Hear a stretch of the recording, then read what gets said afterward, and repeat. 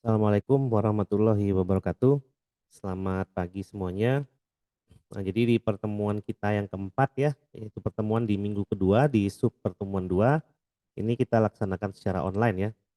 Untuk yang kelas hari Senin dan hari Rabu, itu hari Rabunya saya lagi ada acara dan untuk yang hari Jumat, karena kemarin ketemu dengan saya sampai dengan jam 11 ya, jadi diputuskan untuk pertemuan selanjutnya kita lakukan secara online menggunakan rekaman video.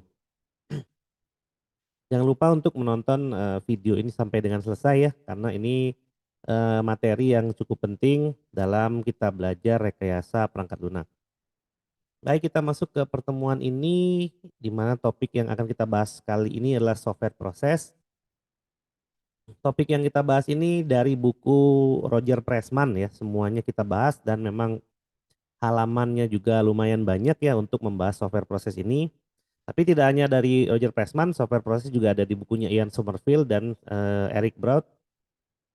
Nanti kita bisa lihat, sedikit perbedaan ya dari software proses yang dikemukakan dari buku tersebut, namun sebenarnya dari sudut pandang kita ya sama aja ya, dari sudut pandang, rekayasa perangkat lunak sama aja, namun hanya berbeda sedikit dari langkah-langkah. Nah, seperti yang sudah pernah saya singgung pada pertemuan, sebelumnya bahwa memang, di Indonesia itu kebanyakan makainya versi Ian Sommerville, di mana versi Ian Sommerville juga tertuang dalam bukunya Eric J. Broad ya. Jadi itu yang biasa digunakan, software proses yang selalu digunakan ya dalam, membangun perangkat lunak ya dalam, mata kuliah dan profesi dari, rekayasa perangkat lunak. Nah, ini kita perhatikan dulu, definisi dari software proses. Kalau kita terjemahkan langsung, software proses artinya adalah suatu langkah-langkah gitu ya, yang harus dikerjakan, di mana langkah-langkah tersebut, secara patuh kita laksanakan untuk membangun suatu perangkat lunak yang berkualitas. Nah, kemarin juga sempat disinggung bahwa pembangunan perangkat lunak itu terukur gitu ya, terkuantifikasi, artinya dia terukur, bisa dihitung, walaupun, perhitungannya itu tidak, sebaik perhitungan-perhitungan dari proyek-proyek, bentuknya tangible atau fisik. Nah, makna definisi dari Pressman bilang bahwa software proses adalah sekumpulan aktivitas gitu ya, action dan task. Jadi ada aktivitas, berarti aktivitasnya sesuatu yang dilakukan, berbagai macam aktivitas, nanti di dalamnya itu ada action, aksi yang dilakukan dan ada task atau tugas yang atau pekerjaan yang harus dilakukan saat pembuatan suatu perangkat lunak atau produk. Jadi ada activity, di dalamnya ada action, di dalam action ada yang dinamakan dengan task gitu ya atau tugas. Nah, setiap task itu dilaksanakan untuk menyelesaikan suatu action dan setiap action itu dilaksanakan untuk menyelesaikan suatu activity. Nah, activity itu nanti tujuannya untuk mencapai goal atau objektif dari pembangunan perangkat lunak. Jadi nanti akan ada activity-nya, di mana activity itu dilakukan secara bertahap atau nanti disesuaikan dengan software development life cycle yang diadaptasi dari software proses, gitu ya. Nah, untuk software development life cycle itu apa, nanti kita akan bahas di minggu depan atau di minggu ketiga kalau nggak salah di sub bagian pertama. Nah, di activities ini nanti kita akan menerapkan beberapa pekerjaan gitu ya. Di antaranya nanti akan mengadopsi beberapa, software proses yang ada pada teori dan ada pada kegiatan praktek atau praktisi yang biasa dilakukan oleh pengembang perangkat lunak. Nah, activity itu contohnya misalnya berkomunikasi dengan stakeholder gitu ya, mendesain aplikasi, lalu proses coding, menguji perangkat lunak dan lain-lain gitu ya. Nah, jadi, itu adalah aktivitas. Kemudian di dalam aktivitas itu ada yang namanya action, action itu nanti ada beberapa tugas ya, beberapa task yang tujuannya untuk menghasilkan pekerjaan utama dalam pembuatan produk. Jadi nanti action itu akan ada tugas utama yang harus dicapai ya dalam membuat produk. Misalnya kita, aktivitasnya adalah mendesain perangkat lunak. Lalu actionnya adalah mendesain apa? Mendesain aplikasi, mendesain user interface, mendesain data, atau mendesain apa gitu ya, atau mendesain arsitektur dari perangkat lunak tersebut. Nah, itu adalah action. Jadi sub bagian dari activity di mana di dalamnya itu nanti adalah serangkaian tugas yang nanti akan menghasilkan suatu pekerjaan utama dalam membuat produk. Nah, kalau task atau tugas itu adalah tugas yang tujuannya kecil ya. Ini ibaratnya suatu visi dan misi dalam membangun perangkat lunak, di mana visi adalah tujuan utama dan misi itu adalah langkah-langkah untuk mencapai suatu visi gitu ya. Nah, dalam task atau tugas itu biasanya terkuantifikasi dengan detail, terdefinisi dengan baik dan menghasilkan sesuatu yang nyata, yang real. Ya, misalnya melakukan pengujian perangkat lunak, yang kita uji adalah komponen perangkat lunak, lalu tugasnya apa? Unit testing misalnya gitu. Atau kita melakukan suatu proses perancangan perangkat lunak, yang dirancang adalah aplikasi. Yang kita rancang adalah fungsi aplikasi, berarti kita membuat suatu use case diagram ya. Itu nanti ada di mata kuliah analisis perancangan perangkat lunak yang teman-teman juga ambil di semester ini. Nah, sekumpulan software proses yang diadaptasi dengan suatu rangkaian bisnis dan rangkaian kegiatan serta akan menjadi suatu budaya kerja dalam pembangunan perangkat lunak itu kita sebut dengan software development life cycle gitu ya. Pembangunan perangkat lunak di mana dia akan ada life cycle-nya mulai dari awal sampai dengan akhir sampai dengan perangkat lunak itu selesai dibuat. Nah, ini adalah framework yang dikeluarkan oleh Pressman dengan bukunya yang terakhir gitu ya. Jadi software proses itu ada proses frameworknya. Jadi apa saja yang harus kita lakukan untuk membuat perangkat lunak.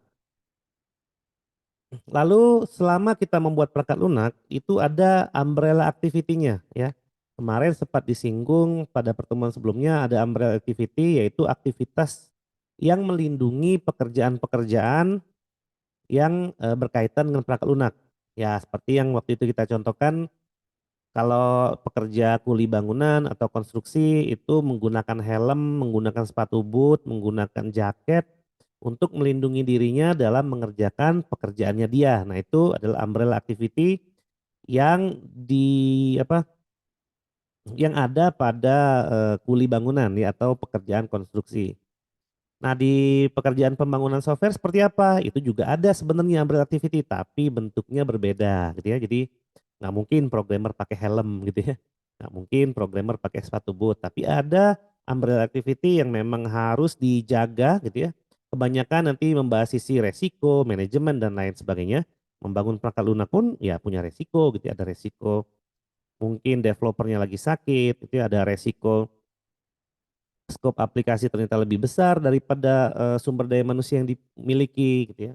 Misalnya ternyata permintaannya ada ala platform Android sementara kita itu tidak memiliki, developer yang bisa menggunakan Android dan lain-lain. Nah, itu akan menjadi masalah tersendiri dan itu ada di, manajemen resiko di umbrella activity.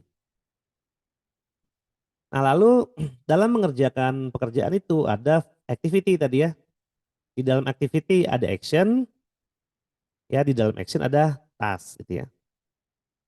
Nah, activity ada activity 1 sampai dengan ke N, jadi aktivitasnya banyak. Misal kita ngambil aktivitas yang pertama itu adalah requirement analysis, aktivitas kedua adalah desain, aktivitas ketiga adalah implementation dan coding misalnya dan lain-lain, sampai dengan selesai. Nah, N itu artinya mengikuti software proses yang berlaku. Nah, lalu di dalamnya adalah ada software engineering action, jadi ada aksinya. Jadi framework activity 1 action-nya 1.1, 1.2, 1.3 sampai 1 titik dengan K sesuai dengan kegiatan apa saja yang harus dikerjakan di situ. Lalu ada di dalamnya ada tugas-tugas jadi ada sekumpulan task atau task set gitu ya. Sekumpulan tugas yang harus dikerjakan dalam mewujudkan suatu action di mana dia dibagi menjadi empat bagian. Pertama, tugasnya apa gitu ya, itu adalah work task. Lalu yang kedua produk yang dihasilkan dari si pekerjaan itu apa? Karena definisi dari, task atau pekerjaan itu dari slide berikutnya adalah sesuatu yang memiliki tujuan kecil ya, tugas-tugas yang memiliki tujuan kecil yang terdefinisi dengan baik dan menghasilkan sesuatu yang nyata. Berarti kan ada hasilnya, yaitu ada produknya. Kemudian ada milestone dan deliverable-nya. Jadi ada tenggang waktunya tugas itu dikerjakan, entah 2 hari, 3 hari dan lain-lain. Kemudian deliverable-nya seperti apa? Apakah bentuknya package kalau kita ngomongin fase activity implementasi aja atau coding gitu ya. Maka pekerjaan utamanya adalah membuat, coding dari fungsi misalnya. Produknya adalah suatu fungsi yang menghasilkan apa, milestone-nya misalnya 2 jam atau 3 jam, lalu deliverable-nya adalah package yang berisi fungsi tersebut. Dan apa yang dibuat itu harus ada QA-nya ya, quality assurance, checkpoint. Jadi apa yang dibuat itu harus ada pengecekan kembali untuk memastikan kualitas dari suatu pekerjaan itu apakah diselesaikan dengan baik atau tidak. Nah jadi, satu action biasanya ada satu tugas atau beberapa tugas di dalamnya dan setiap tugas itu memiliki, work task atau tugasnya apa, produknya apa, milestone and deliverable-nya apa, lalu ada QA checkpoint-nya apa. Dan itu berlaku untuk setiap activity yang akan diadaptasi dari beberapa sumber. Ini adalah framework umumnya gitu ya. Nah, aktivitas apa saja sih yang dimaksud di sini? Kalau dari framework Pressman ada 5 aktivitasnya. Ada aktivitas yang namanya communication, di mana communication ini isinya adalah project initiation sama requirement gathering gitu ya. Project initiation dan requirement gathering ini dilakukan untuk menangkap kebutuhan-kebutuhan apa saja dari perangkat lunak yang dibangun. Artinya perangkat lunak ini punya fitur apa aja sih? Ya harus seperti apa dibangunnya, nantinya akan berjalan di environment seperti apa dan lain-lain. Kemudian ada fase planning di bawahnya, ini untuk 3 pekerjaan yang dilakukan atau 3 action yang dilakukan, ada estimating, ada scheduling, sama tracking. Ini estimasi macam-macam, bisa estimasi biaya karena requirement-nya udah ada kan, requirement udah ada. Misalnya kita bangun aplikasi fungsinya ada 10, maka biayanya berapa, uang yang dikeluarkan berapa, sumber daya yang harus dimiliki apa, berapa, dan lain-lain. Lalu ada schedulingnya mengenai, timeline pembuatan project aplikasi dan ada trackingnya. Bagaimana cara memantau, dari setiap kegiatan agar kegiatan itu berjalan dengan baik. Lalu tahap ketiga atau activity yang ketiga itu adalah modeling gitu ya. Jadi activity kan ini framework activity ke 1 sampai dengan ke N gitu ya. Nah kalau freshman cuma 5 berarti 1 sampai dengan 5. Untuk modeling ini dilakukan analisis dan desain. Dianalisis apa yang terjadi tadi, fungsi-fungsinya apa saja, lalu didesainlah aplikasinya harusnya seperti apa untuk mendukung, requirement yang sudah didefinisikan sebelumnya. Lalu ada construction, ini adalah tahapan coding ya ada 2, activity-nya ada code generation sama testing. Kemudian ada activity deployment, di mana di dalamnya ada 3 action maksudnya, ini action ya, yaitu delivery, support, sama feedback. Nah, misalnya dalam construction nih di Pressman, activity-nya construction, di sini ya, activity-nya construction. Kemudian action-nya adalah code generation misalnya, membuat kode. Lalu tugas membuat kode apa ya? Seperti yang dicontohkan tadi, membuat suatu metode atau membuat satu kelas dan lain-lain. Ada work task-nya, ada work product-nya, ada milestone and deliverable-nya, dan ada QA checkpoint-nya. Nah, nanti untuk tiap tahapan ini akan kita bahas di pertemuan-pertemuan berikutnya. Tapi yang kita bahas itu bukan framework-nya si Pressman, karena ini memang agak berbeda dengan apa yang orang Indonesia pahami. Lalu ada framework berikutnya adalah framework-nya, Summerville. Ada 5 juga activity-nya. Nah, ini yang orang Indonesia banyak lakukan. Namun sebenarnya tidak jauh berbeda dengan Pressman, dia hanya berbeda dari definisinya aja. Untuk Summerville dia ada 5, di sini ada requirement analysis and definition, di mana di situ adalah mendefinisikan semua detail yang akan ada pada suatu aplikasi, dengan detail ya. Nah, nanti di situ diterjemahkan ada action apa aja dan ada task apa saja. Kemudian yang kedua system and software design. Nah, ini berarti tahapan desain itu sama aja dengan di sini ya, analis and desainnya si Pressman. Ngapain? Ya mendesain aplikasi semuanya, mendesain UI, mendesain data, mendesain aplikasinya, mendesain arsitektur dan lain-lain. Itu adalah, activity-nya, action-nya gitu ya. Lalu yang ketiga implementation and unit testing, berarti ada pengujian, ada pengkodean atau coding di implementation dan ada pengujian di unit testing. Jadi, implementation itu adalah, dalam rangka untuk merealisasikan suatu desain dalam perangkat lunak, dengan suatu bahasa pemrograman dan fungsi-fungsi yang ada pada perangkat lunak tersebut diuji secara unit ya, jadi masuknya ke unit testing.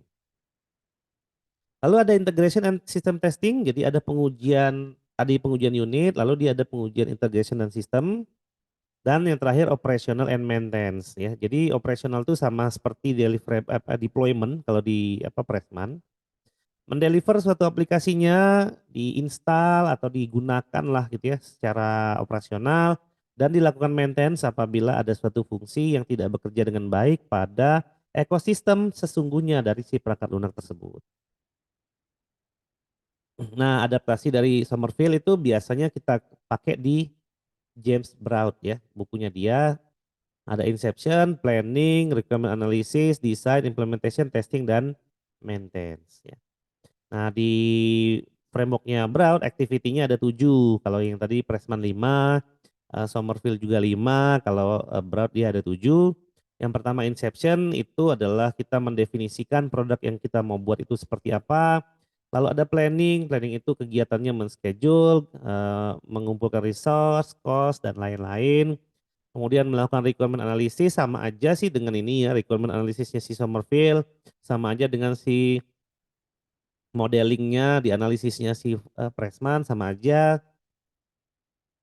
Di sini dia bilang mendefinisikan apa gitu ya, apa fungsi perangkat lunak gitu ya.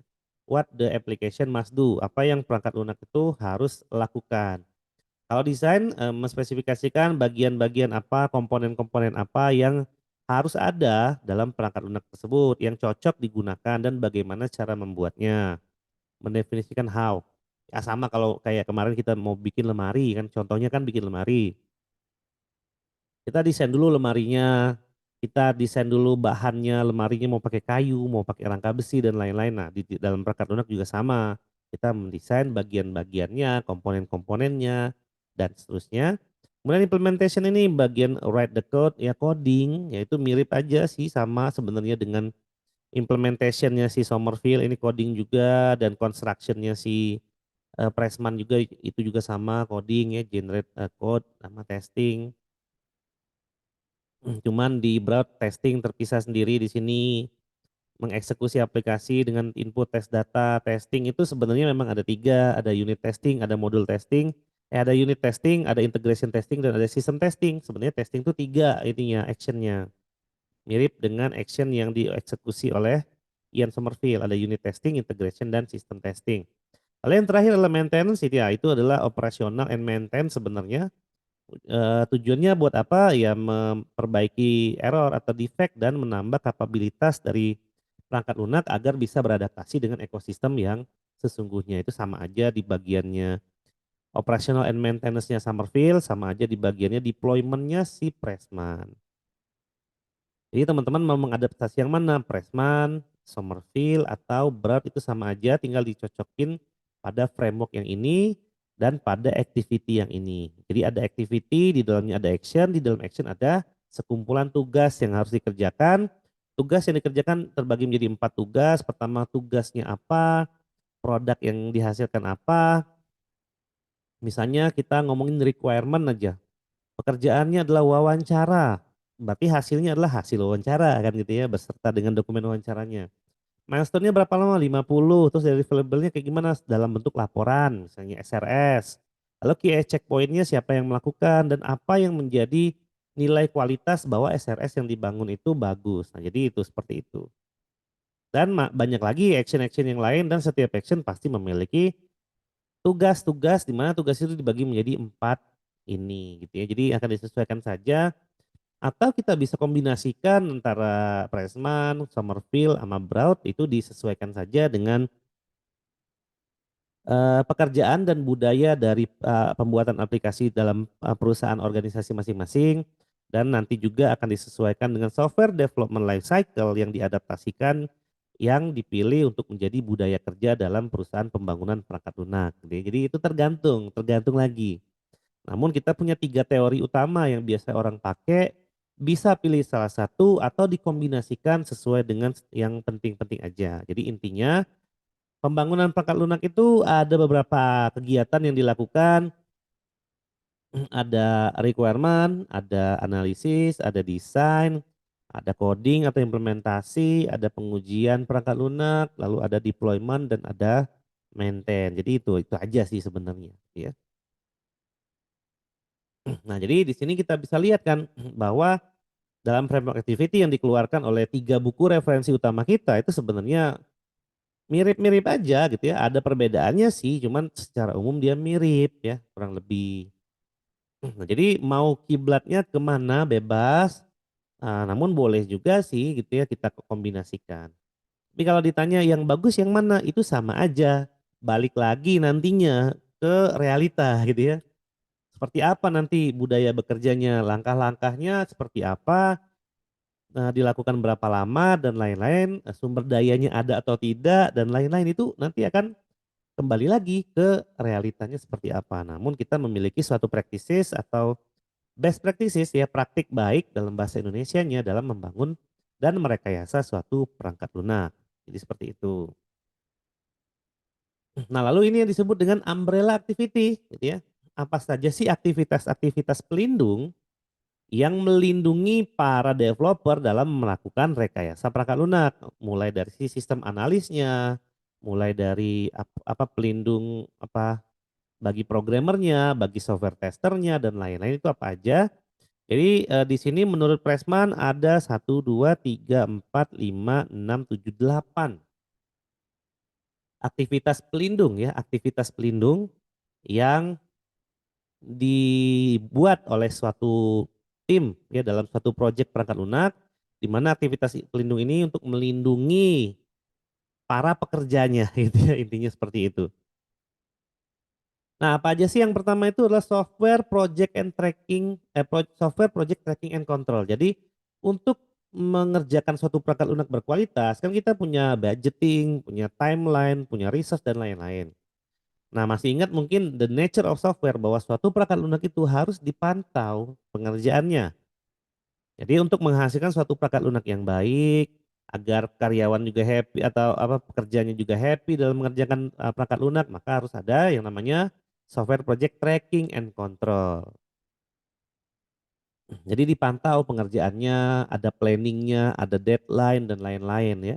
Lalu ada deliverable atau progress yang harus diselesaikan, ada planningnya, pertama ngapain, kedua ngapain dan lain-lain, ada scheduling dan lain-lain. Semuanya ada di dalam software project tracking and control. Ini adalah aktivitasnya. Jadi aktivitas itu adalah sesuatu yang dilakukan gitu ya. Lalu yang kedua ada risk management atau resiko bisnis dalam pengerjaan perangkat lunak tentunya.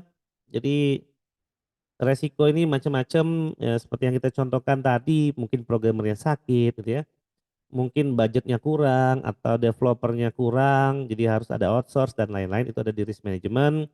Lalu ada software quality assurance, itu adalah kegiatan yang memastikan bahwa perangkat lunak itu berkualitas, ya baik dari sisi produk, perangkat lunaknya, atau dari sisi proses pembangunan perangkat lunaknya yang tadi secara bertahap. Lalu ada technical review-nya, jadi setiap aktivitas tuh ada technical review, ada review-nya. Misalnya kita bikin user interface-nya kita review dulu sebelum diserahkan. Kita bikin fungsi, fungsinya juga direview dulu sebelum diserahkan dan lain-lain. Jadi ada technical review-nya terkait dengan work product yang dihasilkan dari berbagai macam kegiatan action yang tadi ada di framework gitu ya. Jadi dipantau lah gitu ya. Ini misal teman-teman bikin UI, bikin tampilan login. Loginnya misalnya dengan menggunakan username dan password lalu CAPTCHA misalnya. CAPTCHA-nya ngambil dari Google dan lain-lain. Di form login ada juga fitur untuk lupa password. Dan apabila login pertama kali itu harus diganti passwordnya dan seterusnya. Maka kita harus pastikan dulu dalam technical review itu dibuat dengan baik. Dari sisi teknis, tampilan, algoritma, fungsi, coding, dan lain-lain itu semuanya ada technical review-nya. Kemudian ada measurement, pengukuran. Jadi pengukuran dari sisi pencapaian proses project sama produk itu diukur dari tim itu. Kalaupun nanti di tengah jalan ternyata kita harus menambah developer ya kita nambah, tapi ada alasannya mengapa kita tambah. Ya kita tidak ingin ada developer itu yang nganggur tapi dia dibayar full dan itu jadi tidak adil gitu ya bagi teman-teman developer yang lain. Dan di measurement juga ini menjadi suatu aktivitas pelaporan bagi para stakeholder, artinya si pemilik dana gitu ya, untuk meyakinkan mereka bahwa pekerjaan kita itu berjalan dengan baik. Lalu ada software configuration management, bisa jadi di tengah jalan pembangunan perangkat lunak ada fitur atau fungsi yang diubah gitu ya. Nah, maka perubahan fungsi itu harus kita catat. Entah fungsi itu berubah atau fungsi itu bertambah atau ternyata fungsi itu dihilangkan, itu harus kita catat karena akan terkait dengan cost, terkait dengan resource dan waktu gitu ya dalam memenuhi itu. Misalnya ada fitur yang ditambah, berarti kan tambah biaya dari pembangunannya juga gitu ya. Kalau misalnya fiturnya ditambah terus ternyata waktunya jadi mepet, artinya kita perlu menambah developer lagi dan lain-lain. Nah, itu semua ada di aktivitas software configuration management. Jadi itu harus difasilitasin. Kalau tidak ada aktivitas ini, tiba-tiba fiturnya bertambah dan scope di awal itu jadi melebar gitu ya kemana-mana, berarti kan nilai project itu udah nggak sebanding lagi dengan kesepakatan awal kan. Nah, itu harus dilakukan suatu proses manajemen lah gitu ya untuk mengatur itu. Bukan berarti pengembangan software di tengah jalan itu langsung ditolak enggak, tapi difasilitasi dengan cara negosiasi yang lebih baik. Lalu ada reusability management, ini adalah terkait produk ya. Jadi reusability contohnya kalau misalnya kita dulu pernah bikin aplikasi di rumah sakit, tiba-tiba di sini sekarang bikin lagi nih aplikasi rumah sakit, cuman beda aja dulu rumah sakit X, sekarang di rumah sakit Y. Nah, itu kita berarti kan ada reusability-nya tuh. Kita memanfaatkan aplikasi yang lama untuk kita implementasikan di tempat yang baru. Tapi kan tidak satu ke satu implementasinya, harus ada beberapa yang diubah dan lain-lain, itu ada di reusability management. Dan yang terakhir ada work product preparation and production, ini untuk memastikan bahwa instalasi, produk akhir, produk bisa dipakai nantinya dan seterusnya, dilengkapi dengan dokumen, model, log, form dan seterusnya, itu lengkap gitu ya dan penyerahan perangkat lunak itu bisa selesai sehingga project itu bisa ditutup dan mungkin bisa dimulai project yang baru. Nah, dalam, software project tracking control ada 9 hal yang bisa dilakukan. Pertama, melakukan suatu adaptasi kriteria analisis, kita akan menggunakan skema seperti apa gitu ya dalam mengkontrol perangkat lunak, mengkontrol pembangunan perangkat lunak itu. Kemudian kita akan memilih beberapa tugas yang penting untuk dipantau dan lain-lain, itu nomor 2. Kemudian ada scope dan effort yang dilakukan, misalnya dari 10 fungsi perangkat lunak ternyata fitur yang paling susah itu adalah fitur nomor 3 dan 4. Artinya ada prioritas dalam mengerjakan itu dan lain-lain. Kemudian di dalamnya itu ada yang melakukan, dekomposisi dari fungsinya, fungsi perangkat lunak itu apa aja, sampai ke fungsi yang paling teknis gitu ya. Ada estimasi size ya, jadi di sini bisa gunakan line of code atau LOC atau function point. Jadi ada berapa banyak fungsinya dan lain-lain untuk menghitung fungsi apa saja yang ada dalam perangkat lunak dengan tujuan untuk mengestimasi cost ya dari pembangunan perangkat lunak ini. Nah, cost yang kita maksudkan itu biasanya mencakup keseluruhan, entah itu biaya pembangunan gitu ya, jumlah, developer yang harus terlibat, waktu, dan seterusnya lah, itu banyak komponen-komponennya. Lebih detail bisa teman-teman baca di buku gitu ya. Kemudian kita bisa apa, macam-macam lah ya, ada acquire historical data, ada develop project estimate, ada estimate of project resource ya, ada develop a detail project schedule dan lain-lain. Itu bisa teman-teman lihat detailnya di itu rspa.com apm umtas01.html. Itu sebenarnya si resource-nya sama dengan resource-nya Pressman gitu ya, lebih detailnya ada di situ. Kemudian ada risk management, nah tadi ya resiko dalam, pengerjaan perangkat lunak, apa saja resikonya, ada teknologi and project risk, jadi ada resiko project, ada resiko teknologi. Bisa jadi, dia pengennya begitu tapi teknologinya harganya mahal, atau dia pengennya begitu tapi teknologinya belum nyampe, harus gimana gitu ya. Lalu ada juga resiko project terkait dengan scope, ya tadi scope-nya gede ya harusnya bayarnya gede, scope-nya kecil bayarnya kecil, ada perubahan harusnya ada negosiasi, penambahan fitur berarti ada penambahan cost dan lain-lain. Kemudian saat project akan dibuat pertama kali itu ada juga resiko-resikonya terkait scope, itu identify project risk associated with scope. Jadi ada project risk-nya misalnya saat melakukan requirement itu ternyata ketemu dengan ibu-ibu usia 50 tahun, jutek dan lain-lain, itu ada resikonya. Misalnya kita punya deadline 2 hari untuk melakukan wawancara, tapi ternyata 2 hari ini kok susah, jadi kita harus memikirkan alternatif lain, untuk mencapai tujuan itu tadi gitu ya, jadi itu ada resikonya, biasa itu. Kemudian mengestimasikan, probabilitas dalam, resiko-resiko yang terjadi, apa efek negatifnya, apa efek positifnya, separah-parahnya bakal gimana, nah itu kita harus estimasi. Terus, estimasi project impact dari setiap risk, misalnya kalau tahapan ini enggak sesuai, resiko terhadap projeknya apa? Apakah resiko projeknya dihentikan, apakah masih bisa dimaafkan, atau bisa paralel dengan tugas yang lain dan lain-lain itu semuanya harus ada.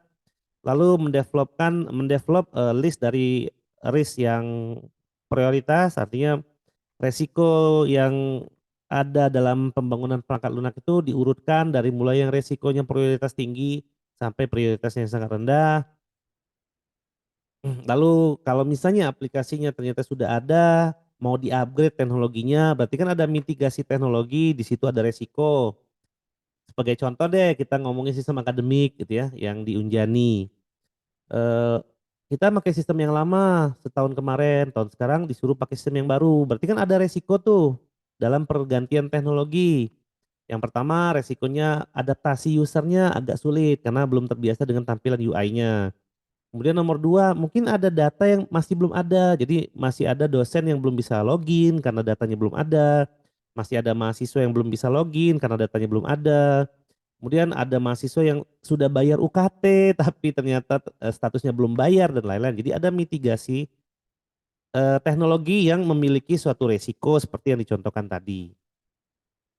Lalu siapa tahu nanti apa yang dikerjakan itu tidak sesuai dengan rencana, jadi nomor 7 bisa direvisi gitu ya kalau diperlukan.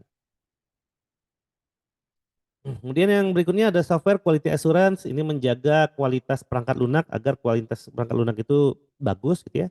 Kalau teman-teman nanti, ke KBKDSE, masalah software quality assurance itu akan dibahas satu mata kuliah yang namanya software quality software. Ada 5 hal biasa yang dilakukan, pertama kali kita melakukan suatu planning terhadap projeknya untuk, membahas kualitas apa saja yang ingin dicapai. Ya kualitasnya itu ada availability, ada correctness, ada maintainability, ease of use, dan lain-lain. Itu banyak, nanti akan kita singgung beberapa di mata kuliah RPL ya. Kemudian kita membuat suatu, quality function deployment ya, skema. Jadi kalau kita ngomongin kualitas tuh kayak gimana, kalau misalnya saya bikin apa, bikin lemari nih, bahannya kayu. Kita tahu kan kalau kayu itu yang paling bagus itu adalah kayu jati, itu adalah standar kualitas yang pertama. Lalu kemudian kayu apa, misalnya Borneo, kemudian kayu blockboard, triplek dan lain-lain sampai kayu yang paling bawah. Nanti kan kita tahu tuh kualitas kayunya. Atau saya mau bikin besi, kerangka besi buat lemari, berarti kan besi yang paling bagus itu yang paling tebel dan seterusnya. Nah itu kan kalau bendanya tangible, kalau software kayak gimana tuh fungsionalitinya? Sebagai contoh, perangkat lunak yang dibangun adalah berbasis web. Oke, berbasis web nih. Kualitasnya berarti web itu kan harus bisa diakses selama 24 jam dan 7 hari ya, 24/7. Nah, bagaimana caranya perangkat lunak itu agar bisa diakses tanpa harus mengalami apa, downtime? Nah, itu yang kita pikirkan kualitasnya. Kemudian nomor 3, bagaimana cara memvalidasi suatu perangkat lunak gitu ya, agar perangkat lunak itu memang, dihasilkan dengan baik ya. Jadi ada validation kriterianya. Lalu yang keempat, ada SQA-nya ya, standar quality assurance, ada kegiatan-kegiatan terkait dengan apa, pekerjaan dalam menilai perangkat lunak itu baik atau tidak dan itu, biasanya terkait dengan tugas yang kedua ya, yang kedua tuh yang ini. Jadi dia sebenarnya bersatu tugasnya ya, jadi saling terkait. Establish a quality function deployment scheme, lalu eksekusinya ada di sini, conduct review and other SQA activities as defined in task 2. Lalu yang kelima, melakukan audit dari perangkat lunaknya. Nah, ini ada frameworknya lagi audit. Biasanya yang nomor 5 ini banyak dilakukan oleh orang-orang di keilmuan sistem informasi. Dan selanjutnya ada technical review. Nah, kita mereview nih. Desainnya kita review, coding kita review, pengujian kita review, semuanya di-review. Jadi ada strategi reviewnya, gitu ya, sebelum project itu dieksekusi, ya contohnya misalnya sesuai timeline atau tidak, sesuai dengan planning atau tidak, kodenya dibuatnya bagus atau tidak, ada fungsi yang error atau tidak, apakah ada variabel yang dibuat tapi nggak pernah digunakan dan lain-lain. Ya, jadi ada review strateginya. Kemudian ada formal technical review-nya, jadi menggunakan suatu dokumentasi formal misalnya, itu nanti kita bahas juga dalam membahas dokumen-dokumen yang ada dalam perangkat lunak, jadi ada dokumennya tuh untuk mereview. Misalnya coding itu kita review, ada dokumennya, ada tujuannya dan lain-lain itu ada. Ya jadi ada formal technical review-nya. Ya, yang pertama itu formal technical review untuk deliverable dan produknya, yang kedua itu dalam membuat aplikasinya. Jadi technical review untuk terkait dengan error, kesalahan-kesalahan dan lain-lain gitu ya. Dan yang keempat tuh mengevaluasi review yang dihasilkan dari nomor 1, 2, dan 3 ini gitu ya. Jadi dievaluasi lagi. Ya kan ya misalnya, fungsinya susah dibuat, kita butuh programmer yang paham AI misalnya, paham artificial intelligence, lalu ada yang review terkait dengan AI-nya benar atau tidak. Karena kan kita nggak tahu yang dibuat itu benar atau tidak, maka harus ada si technical review yang mereview apakah AI yang dibuat benar atau tidak. Lalu ada yang diukur dari situ, misalnya masukkan data di learning dan lain-lain, selesai keluar hasilnya benar atau tidak, dan seterusnya itu dilakukan dan dievaluasi di aktivitas technical review ini. Kemudian ada measurement, pengukuran, ya apa aja yang diukurnya adalah project, produk, dan proses. Ini juga kita akan pelajari ya produk metrik dan proses metrik nanti. Jadi seberapa lama nanti projeknya berjalan, produknya seberapa besar sehingga harganya pantas, projeknya juga seperti apa, sumber daya manusianya dan lain-lain seperti apa. Kemudian kita menggunakan apa nih dalam mengukur project, produk dan proses itu juga ada nanti kita pelajari gitu ya. Terus bagaimana cara kita menggunakan apa, yang nomor 2 itu kita menggunakan apa, yang ketiga itu bagaimana cara kita mengukurnya gitu ya. Yang keempat kita analisa hasil pengukuran dari project, proses sama produk tadi, dan yang kelima kita membuat suatu report dari measurement tadi. Ya yang kita inginkan kan nominal perangkat lunaknya layak, ya skop perangkat lunaknya nggak kemana-mana, harga dari perangkat lunak dan project itu sendiri juga masuk akal, jadi tidak kemurahan, tidak juga kemahalan. Kalau kemurahan kita yang rugi, kalau kemahalan itu klien kita yang rugi. Kemudian ada software configuration management seperti yang saya bilang tadi, ini untuk memfasilitasi perubahan-perubahan yang ada dalam selama perangkat lunak itu dibangun. Misalnya penambahan fitur, perubahan fitur, penghilangan fitur, dan lain-lain, atau ada request tertentu dari para stakeholder yang harus ada di aplikasi itu. Dan mungkin request yang diminta itu baru disadari di tengah project berjalan. Ya, jadi ada 3 hal yang dilakukan. Pertama, SCM itu nanti kita apa saja yang harus kita definisikan. Kemudian kalau ada perubahan dari perangkat lunak, itu perubahannya difasilitasin berapa banyak, ya. Lalu untuk tiap perubahan itu harus ada record atau reportingnya agar perubahan itu tercatat dengan baik untuk menjaga kenyamanan sebenarnya dari sisi developer dan dari sisi klien. Ya misalnya kliennya hari ini minta, "Wah ini harusnya nggak gini, ini berubah." Oke berubah. Kalau nggak dicatat bisa jadi besok si kliennya bilang, "Oh ini nggak gini." Nah, kita nggak bisa membuktikan, "Bapak kemarin bilang begitu, kapan emang saya bilang?" Nah, kita kan nggak punya bukti gitu ya untuk menyerahkan bahwa dia itu kemarin tuh bilang kayak gini. Nah, jadi gimana caranya? Ya kita record, ya kita rekam dan kita bikin report atau laporan dari perubahan yang diinginkan oleh si klien tadi. Lalu yang berikutnya ada reusability management, terkait dengan reusability aset yang kita miliki dan lain-lain itu ada 8 di sini yang dilakukan gitu ya. Ya seperti biasa yang terakhir itu pasti ada report gitu ya. Jadi kalau ada penggunaan aplikasi biasanya kita white labeling dulu, lalu kita konfigurasi kembali, hal yang tidak ada kita tambah, hal yang harusnya begini kita ubah dan seterusnya. Itu ada 8 kegiatan yang biasanya dieksekusi di traceability management ya. Ini silakan teman-teman pause videonya, teman-teman baca, coba ini diartikan sendiri. Lalu ada work product preparation and production, ini untuk menjaga si produknya agar saat diinstal itu semuanya berjalan lancar, nah intinya itu. Seperti biasa ada dokumen untuk mencatat instalasi dan lain-lain. Jadi kita harus bikin cara instalasi aplikasi, cara menggunakan aplikasi. Aplikasi ini dibuat dengan menggunakan, apa saja komponennya. Kita gambarkan kalau pendekatannya berorientasi objek, ini kelas diagramnya, ini activity diagramnya, ini sequence diagramnya dan lain-lain kita gambarkan. Nah, gitu ya. Baik, jadi seperti itu gitu ya materi kita pada, hari ini.